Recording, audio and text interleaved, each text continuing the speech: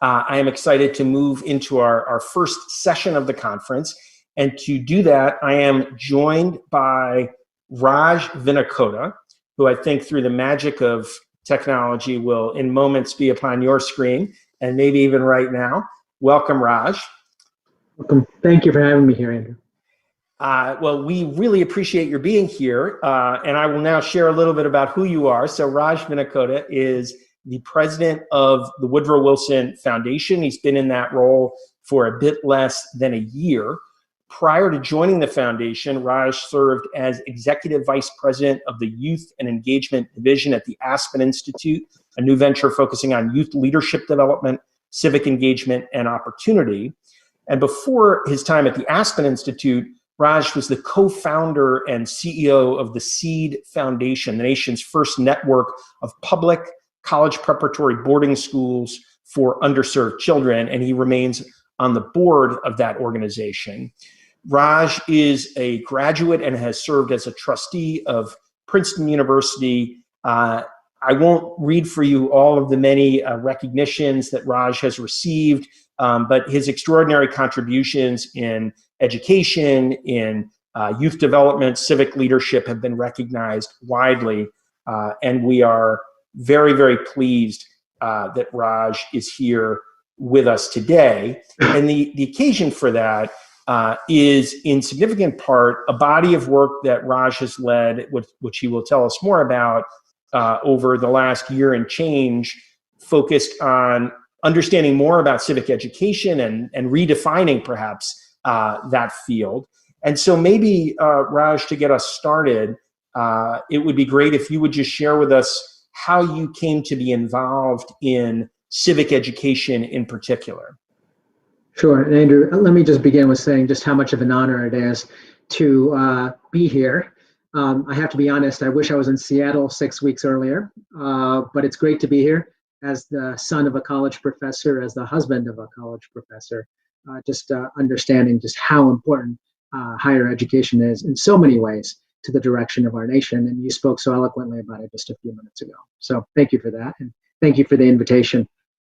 As for me, really my journey focused around civic education and civic learning began in the summer of 2018, when after I left the Aspen Institute, I started to think about what I wanted to do next, and really recognized what I think many of us saw then, if not much earlier, which is the house was on fire. And trying to figure out what role could I play to make sure that I could help to bolster our democracy.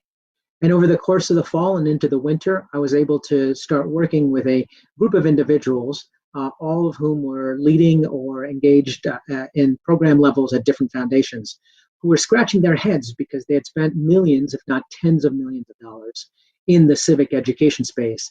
And clearly they weren't seeing the output that they were hoping to see. And so in January of 2019, last year, I undertook a year-long study to look into civic education, to try to better understand what it entailed, what were the major tension and issues, what were the definitions and even taxonomy of the space itself, and to do a landscape analysis and come up with some recommendations. And probably one of the most interesting things about that research was that it was funded by 3 foundations, led by the Hewlett Foundation and also supported by Bloomberg Philanthropies and the Koch Foundation. So it's a really interesting ideological background and spectrum of people, all of whom were trying to figure out how could we have better outcomes in that space. So that's how I started the work. The 2 key messages coming out of it, and of course there's an 88-page report plus hundreds of appendices for those of you who want to have access to it. But the 2 key things that came out of it were that, number one, that looking at civic education usually leads to a narrowing or almost myopic view around that civic or government class that most, if not many of us took as high school juniors or seniors. When in fact, if we really want to think about this as developing effective and engaged citizens, we should take a much, much broader view that takes into account, well beyond high school and K-12, higher education, out of school experiences, what happens at the family dining room table, what happens in your homes, your communities, your religious institutions, at work, and also online, because they all have an impact in how you think about not only your knowledge of your civic sense, but also the skills that you develop, your dispositions, your sense of agency, and whether you believe you can actually make a difference. And all of those pieces play a role.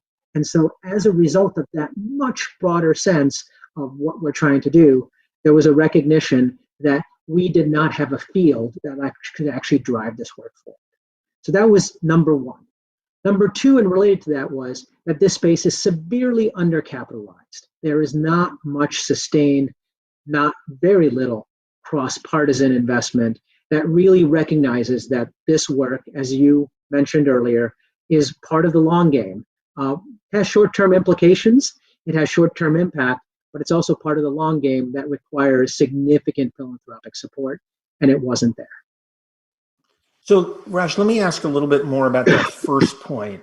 The idea that there isn't the kind of field that we would need to ultimately support the kind of breadth and depth of activity that you envision on the road to change.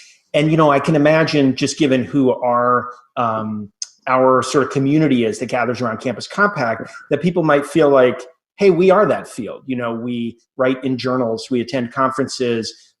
There's some graduate programs focused on civic and community engagement. So when you talk about the need to build a field, what's the kind of scope and scale of what you're thinking about? That's a great question. So there's a lot of research that's been done around just field building and what it takes and all of the different components of it. And I'm going to use one aspect of it as an example of why there isn't yet a field, and that is the shared identity. As I had laid out, when one thinks about developing effective and engaged community members and citizens, you have a number of inputs. You have to make sure that you develop their civic knowledge, their skills, their dispositions, and they overlap significantly with, for example, the social and emotional learning work that's been happening in many different places, with workplace skills development and so on. And if you look at the core aspects of what you're trying to develop, I'll take, for example, being able to work across difference to come to common solutions, being able to advocate for yourself, having a sense of agency in terms of being able to impact decisions outside of your own decisions. All of those things, for example, are very much in the SEL world and also are connected to a sense of purpose and civic identity. If you go and talk to people in the social and emotional learning world and you say, are you part of civic education or civic learning? They would tell you, no, I don't. No, we're not actually in that space. And yet when you go a level or two deeper and you start talking about what this actually entails, they'll say, oh, yes, that is the kind of work that we do. And that does overlap significantly. And so when you start to dig a little deeper, you start to recognize that that shared identity might exist in smaller groupings, like all the people who work in Campus Compact. It doesn't go all the way out to a field. One other dimension I would just throw in, which is the one I said earlier. You could look and say, well, there's many high schools that work on civic education through American history and governments and civics class. And yes, they also have an impact on it. But that's only one portion of this larger conception of civic learning. And there's no place that we learn it more than the fact that online has a larger impact than probably all of these things combined now. And so even though you have ways in which you're developing subfields, until you take all of these things into account and have a shared identity, standards of practice, research base, and you have a field and teachers and so on and so forth, you really don't have a field. So, Raj, we've just hit a milestone here, which is we have our first question that came in magically from our audience. Part of the story here is Raj and I can't actually see the people that are out there, so this is exciting. But I think it's perfect in this context. So the question is, how do we build a common narrative that would be essential for that field building? Great question again. And let me give a little background about my research, because this will help to provide at least a starting point. Over the course of 2019, I conducted about 125 direct interviews, read lots of research, spoke to leaders in the field, philanthropists, educators, public intellectuals, and so on. And what I was able to do as part of that work is to get to a common understanding of what it meant to be involved in the space. That what we were trying to do is to develop young people who had three main aspects to them. One is that they were well informed in terms of government and history and America. Second, that they were productively engaged for the common good. And third, that they were hopeful about democracy in America. Now, there's a lot involved there in those three simple statements. But what was clear through a course of conversations and then a convening of 40 significant foundations that span the ideological spectrum is that they could come to a general consensus around this definition. And so I would suggest that we use that as a starting point. There's many ways to go, and you want to make sure that you have the kinds of debates and discussions about what each of those pieces mean, but that's a starting point. So in that context, how did you, I mean, essentially you talked about the ideological diversity of the foundations that have made this project possible. And I know from having participated in certain aspects of this process of just the people that you're bringing together, how do you get to that consensus about that kind of account of what the goals are of civic learning?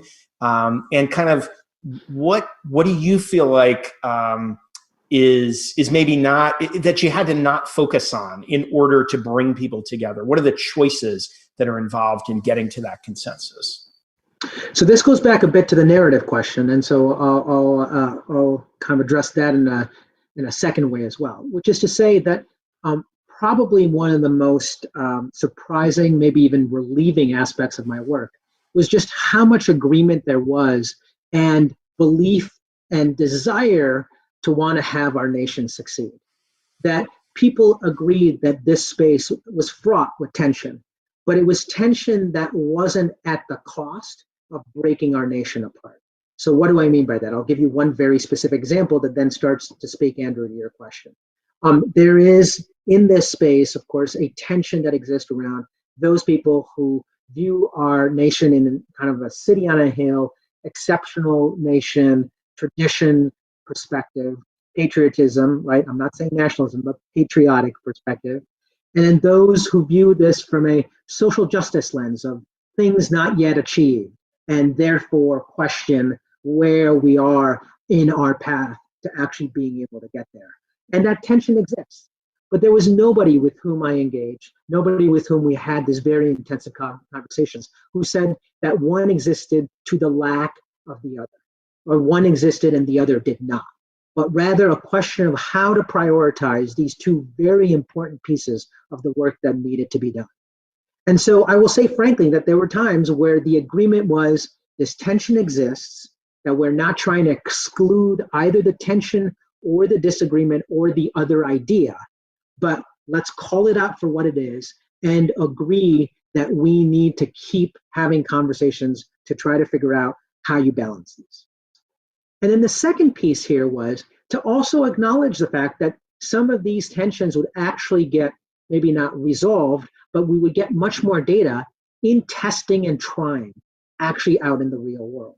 And so if we can come to some consideration of what the aims of our work should be, well-informed, productively engaged for the common good, hopeful about democracy in America, and we can start to set up some sense of indicators around that, and there are many that exist, we can then start testing different concepts in different locations with different dosage and see what seems to work and what doesn't.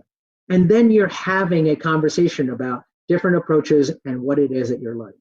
Now, you can't ever completely pull out the passion here, right? This is not like my molecular biology research where I'm going into a lab. There are always going to be biases and frames that you bring to the conversation. But at least then you're trying to test different things and learn and engaging in a forward-looking conversation. And that's a lot of my perspective on all of the work that I'm doing in this space. I just want to mention we are getting a number of questions, and I think we're going to be able to get to them all. So we're not ignoring them, but we'll weave them in as we go forward.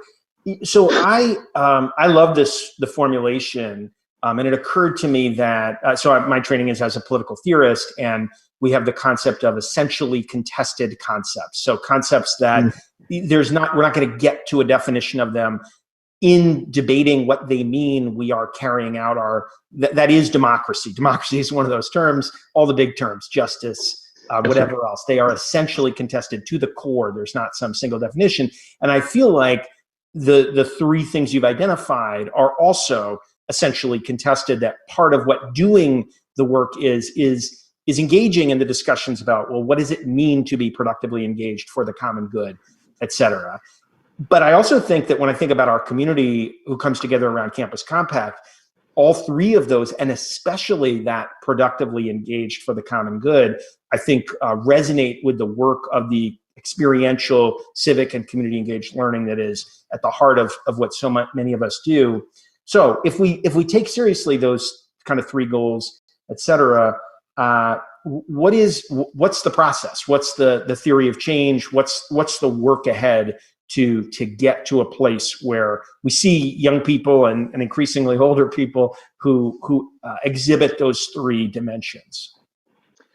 Let me give you this answer both on a very practical level, because I think many of the people engage directly with students, the community, both inside the university or college, as well as the community directly around it. And then I also want to give you a philosophical answer. The practical answer is literally doing and learning.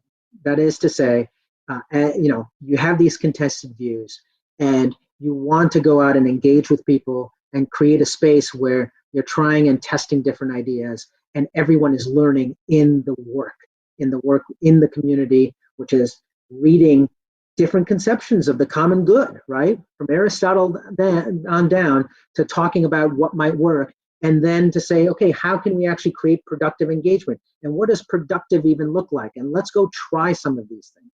And then making sure you come back and engage in a lesson learning, lesson conversations, even that hopefully is connected to some sense of output and outcomes. Now, you may not do it through just one event, but if you hold yourself accountable to say, we'd like to be able to think about the following indicators, both in terms of personal development and how we're productively engaging in our community to be able to move something, let's see what's working.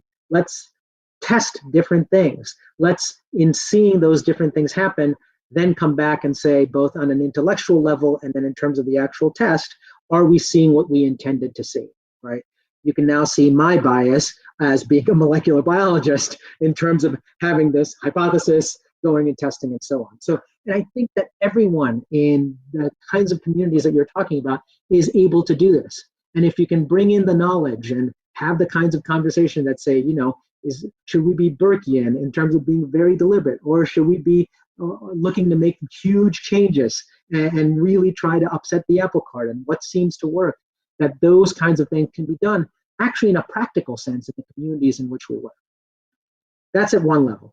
On a philosophical level, the theory of change to this work really comes down to building a field, and building a field is about creating some major hypotheses and then creating the support behind it to actually push it in terms of funding, in terms of prioritization, in terms of people's mind share, as well as what happens, for example, in schools, but also what happens outside of school and work, and so in communities, and so on and so forth.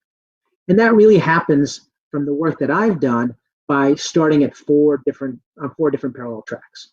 One is trying to develop this co-defined civic learning narrative, an identity that speaks to both the heart and the mind and leads to changing habits. The second is having a very robust research agenda that also develops measurement tools. The third is thinking about hyperscale, because what you want to do in this space is not go from serving 250 young people to 500. You're going to have to figure out a way to serving 3 million and 10 million. And how do you get from good ideas to that level? And so you have to fundamentally think about this in a different way. And then fourth, how do we actually learn by doing? Start a set of pilot programs in different environments, red, purple, blue, rural, urban, test this larger conception of civic learning and use those lessons to inform the other parallel tracks. So I want to pull in one of the questions from the participants here, which is, and I just partly because you just signaled at it, but I wondered if you could go a little deeper. What do you see as the role of humanities education in particular? I think obviously we're at a moment where institutions of higher education are facing cuts in many cases. Humanities disciplines are often seen as kind of distant from some of the workforce development outcomes, et cetera. So what's the role of humanities education in this civic learning ecosystem? There's so many answers to this, and let me just make sure that I start out with naming my bias. I went to a liberal arts university, so did my wife. So my whole family went to liberal arts institutions. I was on the board of a liberal arts institutions. I am very, very biased here. My father was a professor at Jesuit University, so was my wife. So not surprisingly, I believe deeply in the idea of liberal arts and humanities being at the core of the development of every young person. And why do I think this is important? You actually hit upon it just at the end of that question, Andrew. There's a tendency to want to silo the kinds of skills and innate abilities, what one is calling social and emotional development, that we want to have in every young person, and think of it in a very either rationalist kind of like this is what you need for work type of perspective, or in terms of output of this is the degree you want to achieve. When in fact, if you actually go and look at the skills you're trying to develop in your workforce, especially your 21st century workforce, what you find is it almost completely overlaps with the same set of civic skills that we've been talking about wanting to develop for millennia. And that it overlaps with the types of dispositions that you want to have in every citizen, little c, of your community, in terms of having agency and being able to work together and so on and so forth. So I think that there's a tendency to want to rip these things apart and create silos, when in fact there's greater power in bringing them together and demonstrating, no, the very skills, the very thinking, the very approach of looking at the tensions of issues and trying to figure out, kind of a Hegelian thesis and antithesis to synthesis type of mechanism is actually the way in which people work to problem solve. And that's what you want on the shop floor. It's what you want on your white collar, and it's what you want in your leaders. And so I actually think that you can take a liberal arts education and apply both the civic learning aspects of it, the workforce aspects of it, and I think that at times trying to create the silo actually hurts the ability to sell this. So I will want to move back toward kind of building the story of kind of how we make the things happen that you're talking about. But I'm wondering if we can take one kind of turn down a spur and just consider how is all this, like when you started this research, you because you study molecular biology, may have known there was something called a coronavirus. But the rest of us did not.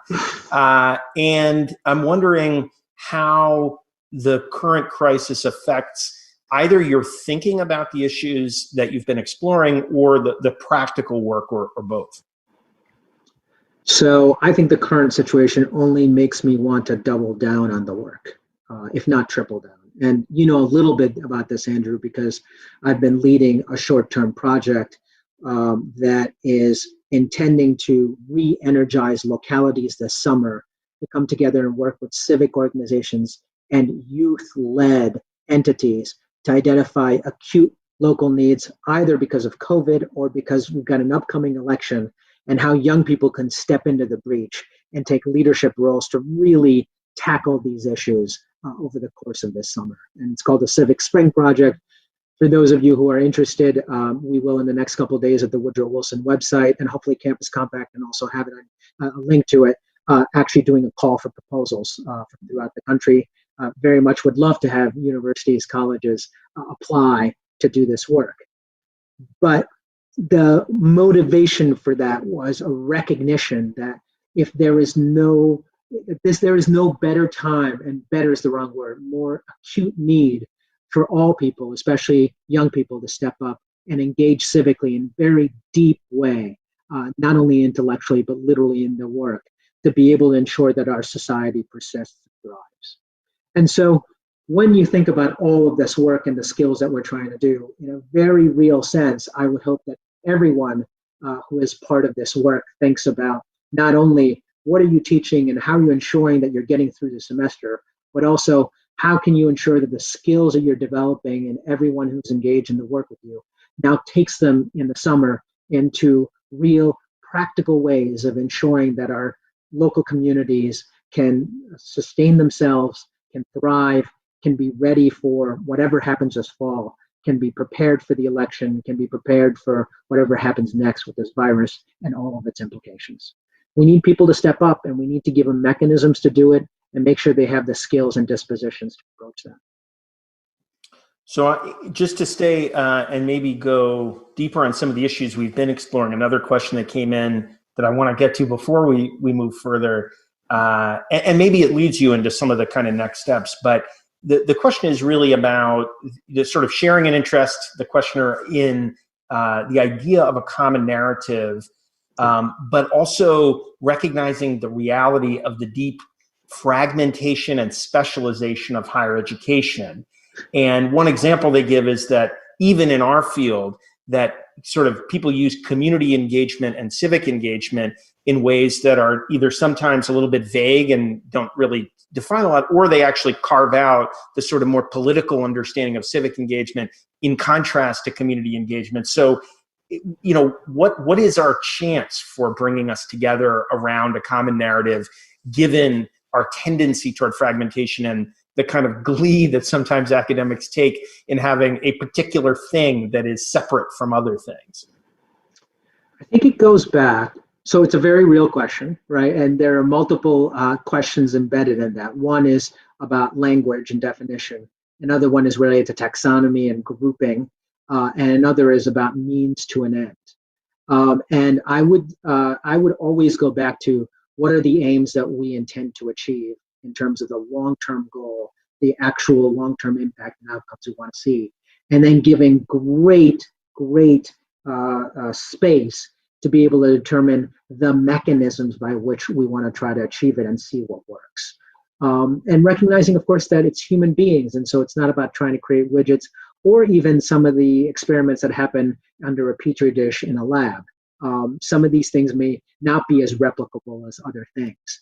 And so I raise that simply to say that it's okay for us to have slightly different definitions and slightly different views of how to go about attacking the problem if we start from a common conception of what it is that we're trying to achieve. And that's the tension where we need to have the conversation, right? You started this whole day off, Andrew, by talking about wanting to make sure that there was full involvement, right, in our democracy. And I would say, knowing this, and I've also know who I mentioned as being my funders, that is not a contested issue, that there is common understanding and desire to want to get there. You can then start to have very real debates about how you define what having full involvement and engagement really looks like, and then very real debates about how to get there.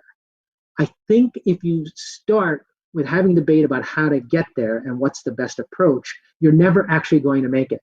You need to provide a kind of flexibility to test and letting, if not 1,000 flower bloom, at least letting us to test many different things and then see what things are worthy of trying again and trying in different places. So a couple more questions that I think also are worth staying with here. One asks, essentially, in the context of a world defined by a whole bunch of inequalities, what role do dissent and social justice movements have in student civic learning? Okay, so now I want to separate out here for a moment a little bit about my own research and the work that I did that tried to create a collective sense of where people are from my personal view as Raj Vinnakota, right? And this is one of those positions and situations where things can get a little dicey between the two, right? In the sense that if we want to think about concepts of dissent and social justice, I think they need to be at the core because they are motivating factors that actually lead people to want to engage and want to see change. And I'm certainly one of those people. At the same time, it's very important that both of those items don't become ends in and themselves. right? And I think that this is part of the challenge that we find ourselves, is that there are many, especially young people, but it's not just young people, who view things like dissent and some of these issues as ends in themselves, rather as means to achieve some other end that are worthy of testing and trying, but may not work. And if they don't work, then are worthy of putting to the side and going and trying something else. If your only tool that you want to use is dissent or slacktivism or yelling and screaming, we're not actually going to make progress. There are times and places for each one of those, but they are merely tools in a larger toolbox. And by the way, that was Raj Vinnakota speaking as opposed to the research, just to be clear. Here's a question that I think is related in some ways, but also goes in a different direction. And it happens to be one, it comes in from somebody out there watching us, but it's a thing I'm totally obsessed with. So I'm excited that it came in, which is, we're obviously focusing and sort of discussions about education sort of drive us to focus on younger people. It's also true that older people, especially among the voting public, vastly outnumber young people and also hold disproportionate power in all kinds of ways that young people don't. And also it's true that young people will have to live with the consequences of decisions made right now for much longer than older people. And so how do we affect older people as part of this conversation? Because it's not as if like all of us see problems with the quality of civic life among older people, and then we pivot and say, let's fix it among young people. So what's the role of older Americans in this conversation? Am I an older American at this point? I'm just waiting. For the current purposes, I think we are. I think I am. Exactly. Yeah.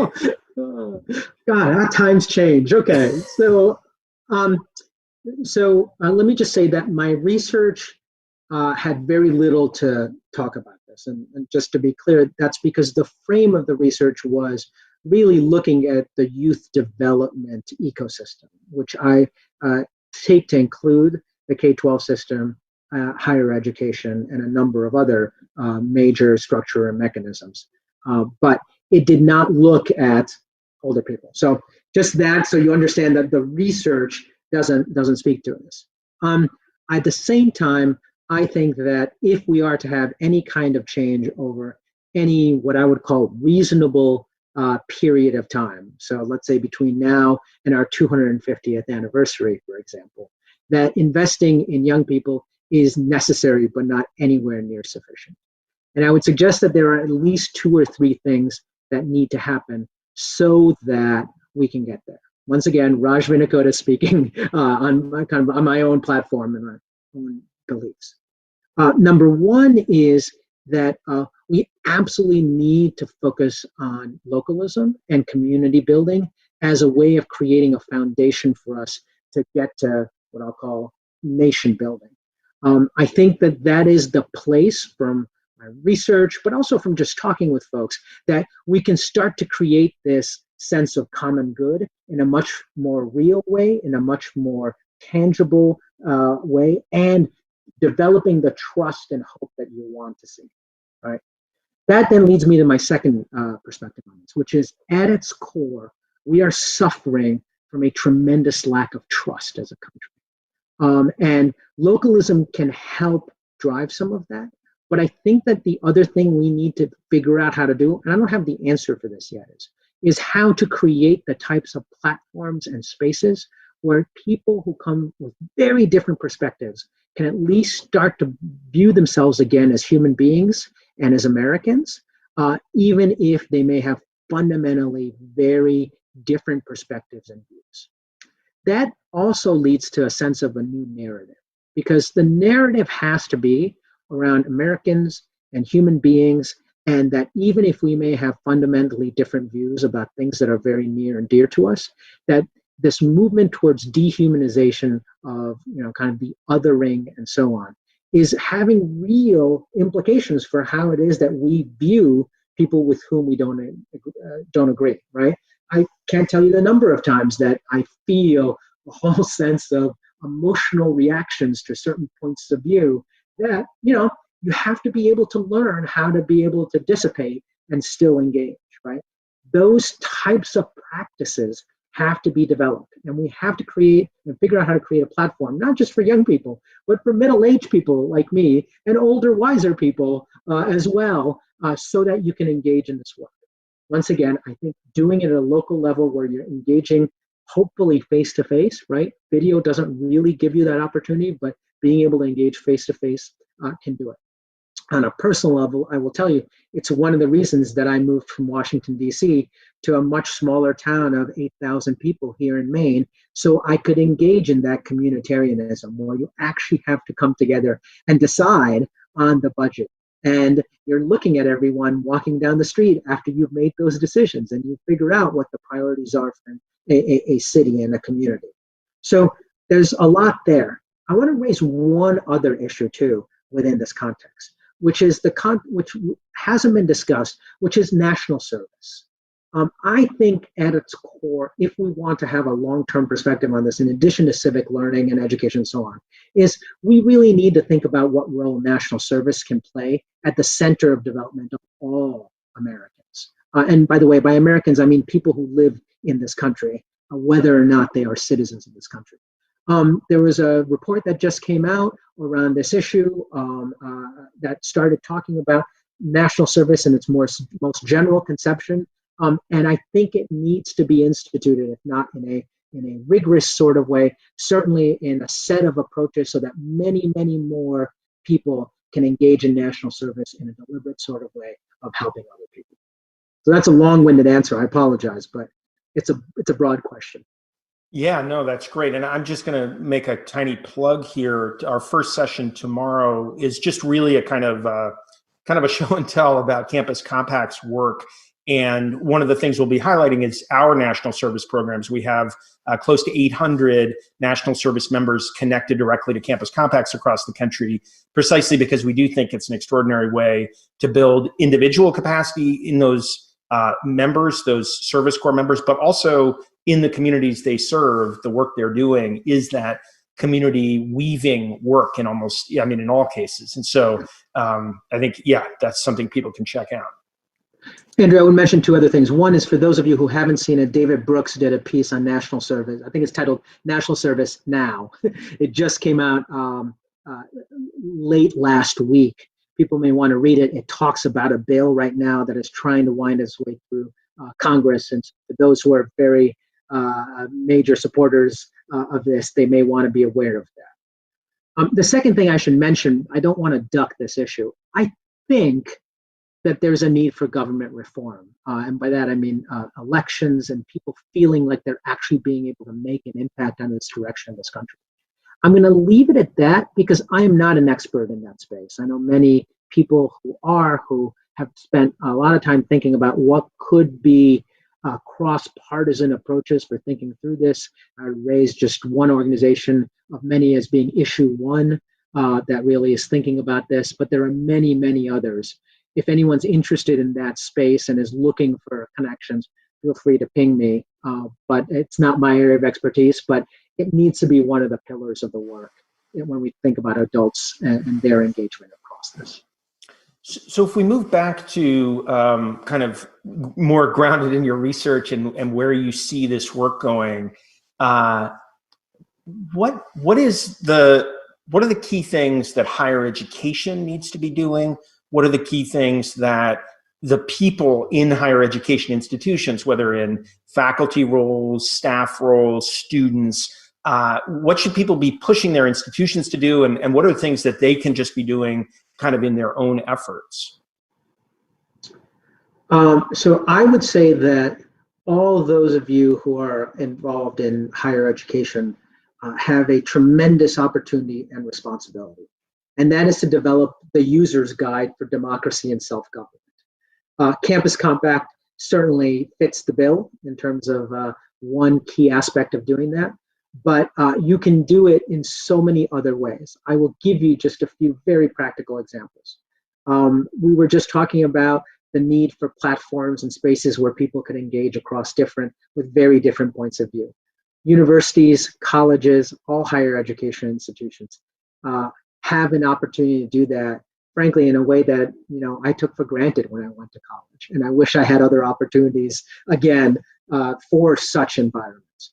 And so creating the space for people to challenge each other, to think through deeply, to come with some basis of thinking about their own perspectives, thinking about other people's perspectives, i.e. being educated in a small E sense into the conversation, not only allows you to actually think about the content, but also starts to develop the practice, right? The habits of mind, the habits of thought that are so important that we want everyone to take. And in that way, you're a role model because you need to be able to demonstrate that. You need to be able to demonstrate, right, F. Scott Fitzgerald's capacity to take two competing ideas and still be able to hold them in your mind, think them through, come to some kind of synthesis, or think them through and come to some agreement, a view about why one takes precedence over the other without demeaning the person or the persons who are making those arguments. I think that's critical in the way in which you walk and talk and chew gum in all of the spaces that you're in. There's a second aspect of this, and it links both the localism work I was talking about in my prior question, but it also links to what is the role of your institutions in the larger space, especially in this environment. You have a tremendous responsibility, not only to everyone who attends your institutions, but to the community around you. And I believe that civic learning happens not only in those spaces that are forced spaces, but they also happen in the ways in which you interact and work directly with the high schools, K-12 schools, with other community institutions around you, and how you can take a proactive role in the space. Believe it or not, I will assert for this moment that you actually are better resourced than almost any other institution around you, even in this highly resource scarce environment. And so anything that you can do that actually leverages your capabilities in those communities is really, really powerful. And it could be as simple as being able to help ensure the health and security and food security of the people in your communities. And it could be as major as actually engaging in other ways to push forward, make sure you're ready for the election, think about the census, so on and so forth. There's multiple ways of doing that, but you are a community and a powerful institution in every community in which you're located. That just the kind of example of the range of activities that this might kind of engage led me to think about, there's a kind of, I'd say, a debate among folks engaged in community engagement in higher education that's focused on, should we be solely focused on engaging our students in what you might call change-making work that is about fundamentally altering the conditions in which people are living in order to make our societies more equal, et cetera, or is it appropriate, legitimate, et cetera, to engage students in work that is simply about meeting the needs of people in the current moment, even if it's not sort of altering structures in ways that have lasting significance more broadly. And you kind of mentioned both of those activities as part of what colleges and universities might be engaged in. And certainly right now, I think obviously we are seeing around us acute need from the health standpoint, from the basic needs in an economic sense, et cetera. And I'm wondering, as you've been kind of engaging with these varieties of thinking about civic learning and thinking about it in this ecosystemic way, just what your thoughts are about whether there is learning to be acquired for young people through both kinds of work, change-making work and need addressing work, and if so, what might be different about them? So, three types of answers here. I'm going to try to go through them quickly, not because they don't require careful thinking, but rather let me just throw them out and we'll see where we go. One is, I would suggest that there's also a third way besides change-making and direct work to talk about, which is the strengthening of institutions. That is, I think it's really important that we not only engage in kind of with the social justice lens towards getting our world to be better, but also to acknowledge that there are institutions that have to be at the core of functioning effectively, that some of which are, and so therefore need to be protected, and some of which that need further strengthening, and that are core of what's ensured our existence and thriving in different ways at different times over the last 250 years. So I would just throw out that dimension on top of the other two dimensions that I think every student should be thinking about. In terms of this debate of and challenge around systemic versus direct work, Andrew, you're probably challenged with this too, which is like in the philanthropic world, how are people really, kind of coming at this and saying, okay, if I have a finite amount of resources, where am I going to put it now in a time of very acute basic needs, and yet a very clear understanding that this is a moment in time where you may be able to move systems in a way that's usually not the case, right? And unfortunately, these things are orthogonal, and you can't measure one versus the other in some simple kind of mathematical computation. My view on this, right, in the world of finite resources, is that everyone has a role to play, and you have to decide where you want to play, taking into account and ensuring that all the roles are being played. Now, that may sound awfully highfalutin, as some people would say, philosophical, as what others would say, but I want to be honest about people have certain capacities, assets, capabilities, passions that come at this, and figuring out which one of these are important at this moment in time, I think is really, really critical. I would say that the greatest role that adults could play for young people is to be able to share in the options available and work with young people to say, okay, where do you want to engage right now? And be able to then create the sense of agency and provide the mechanisms for them to be then able to engage in whatever way that they want to. That may not answer the question for Raj Vinnakota or Andrew Sungson going to foundation X or Y and wanting to get funding, right? I mean, it's just difficult.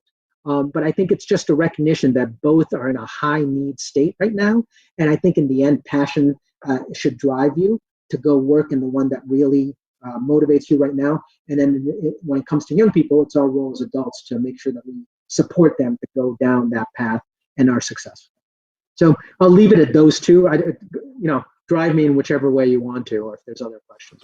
Well, I think, and I think is related in some ways. Another question I think would be great to engage with at the moment.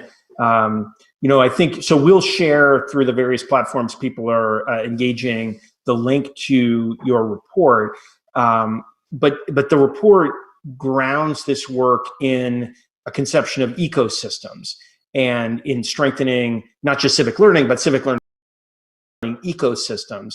And I'm wondering if you might talk about the role of partnerships, the role of connections among institutions, organizations. How does that fit into the kind of idea of ecosystem building, and why is it important for organizations to look around and think about potential partnerships? So I've been spending a lot of time thinking about this, Andrew, so thank you. You don't even know this, but I've been spending a lot of time recently thinking about what is the value of networks, and how do networks actually, my argument is basically that networks are going to be the mechanism to drive the kind of social change, the improvements that we want to see, even the institutional building that we need to have right now in our democracy in order for it to flourish.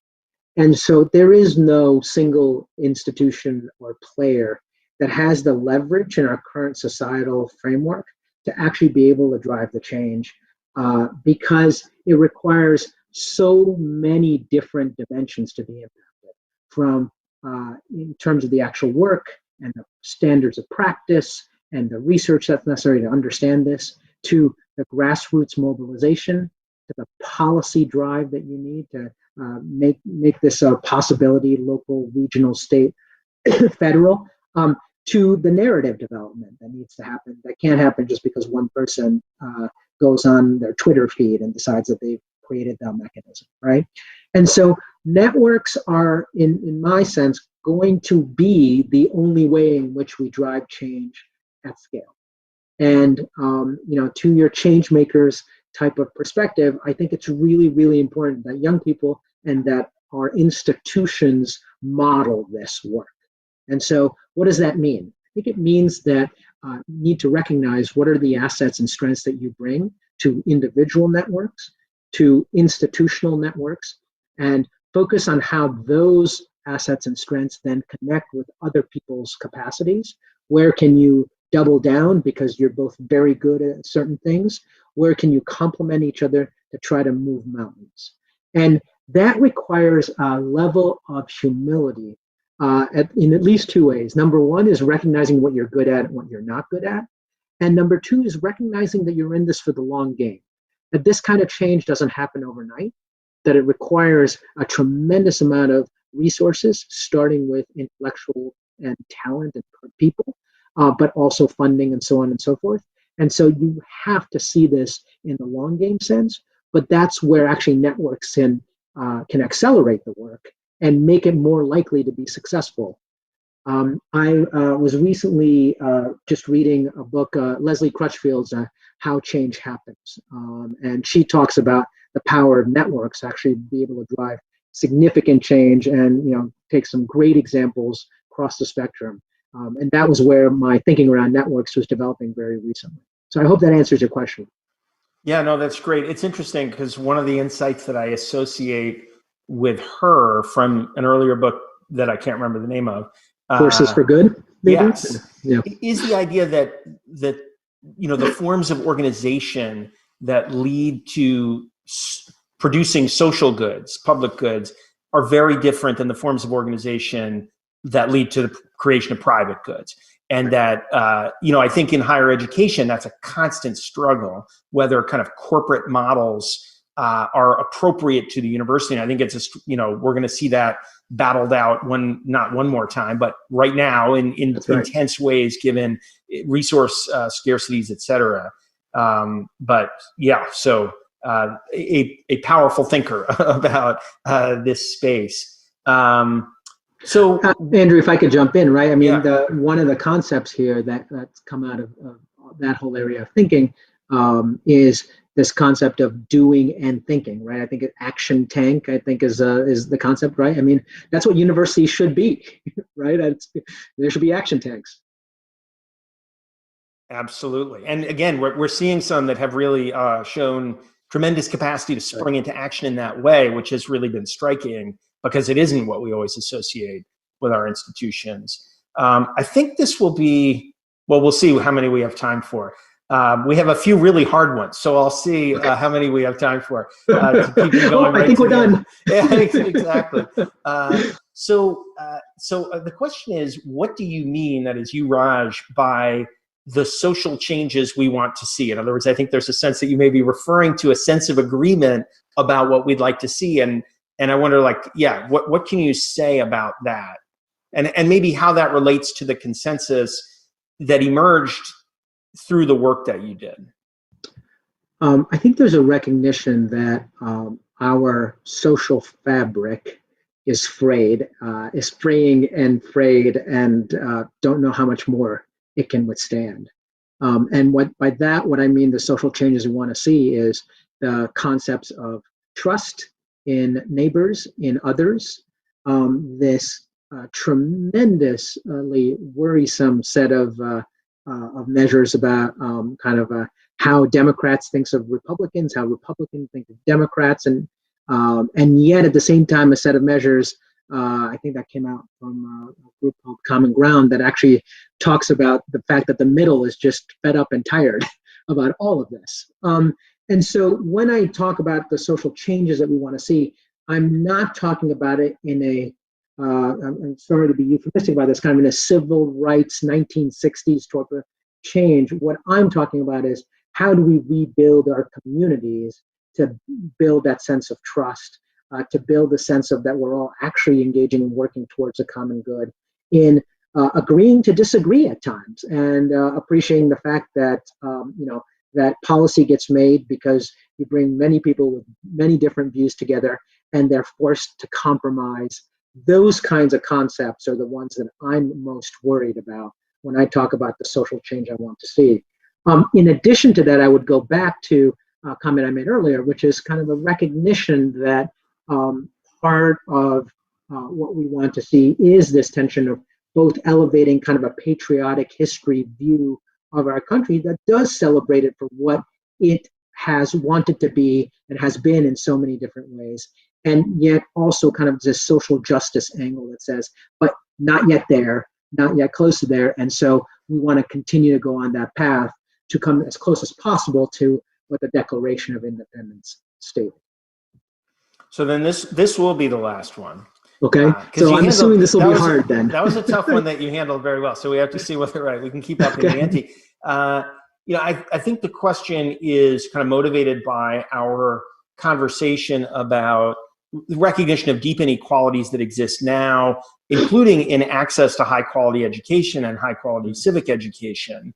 And, in the context of wanting to provide examples of successes that show that a pathway is possible, I think both to us and also in the context of education for young people, do you have some examples for you about contexts in where people have successfully come together to combat inequality and actually move us closer to some of the values? Like what would we be pointing to, either that says this is possible or that is the sort of thing for students that we would say this is where you can find, where we can dig in and understand what happened?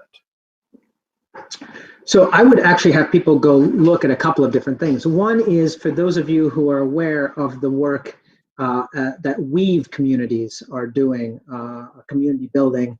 You can go look up a Weave. I think it's both based, there's some of their work is based at the Aspen Institute, and you can look in their website. There's also a Weave community. And Andrew, after this, I'll send you a link to kind of a larger set of communities that has hundreds of examples of communities coming together to try to work to deal with inequality and how to support each other and so on and so forth. So that's one way I would say. Number two is, even if actually number two would be to go look at institutions like Better Angels and institutions like that who are working now in multiple states and thinking about both the psychology of how to work across difference and so on. So there are institutions now that are expanding fairly quickly that are around this issue. The third I would say is, and I want to be very careful here because I understand that I have a bias as a education reformer who was involved, kind of with starting the seed schools and then running them for 18 years. I would say that there are issues where significant groups of people with very different perspectives came together with good intentions to try to achieve greater equality. Whether we succeeded or not, I think, is a different question than whether we actually came together across significant political perspectives and viewpoints and tried to make a difference. I would argue that a significant portion of the education reform movement was just that. I would also argue that the movement, that education reform movement had many, many problems, right? I'll point out two because I was involved in them. Number one is thinking way too much about measurement as the mechanism, and especially measurement around ELA and math as driving the focus of whether or not we were successful institutions. I think that was a problem. I think that pendulum swung too far. The thought was good. I think at its core, there were many good ideals there, but it didn't actually take. The second one is failing to recognize that the path to success doesn't end at the doors of high school. Many, many of us thought that if we gave you a high school diploma and got you into college, our work was done.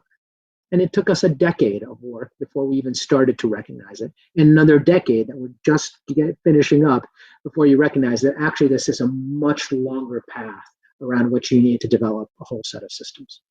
I say that simply to say, I'm not suggesting that it was some kind of perfect world, but rather that there are times where you have many different people come together with the intention of trying to do different things. That's one example. I could probably think of a few more. And I would also urge you to go look at Weave and other institutions there that are trying to do it from the local basis and moving out. Well, you passed the test, Raj. You handled even the very tough ones at the close. And we are unfortunately out of time. I first want to thank you for engaging with us. I think this was, for me, certainly a really interesting conversation. I hope it was for folks who are engaged with us. And we have shared or are sharing the link to your report so people can dig in more deeply. And we'll share other links that you provide that you mentioned as well.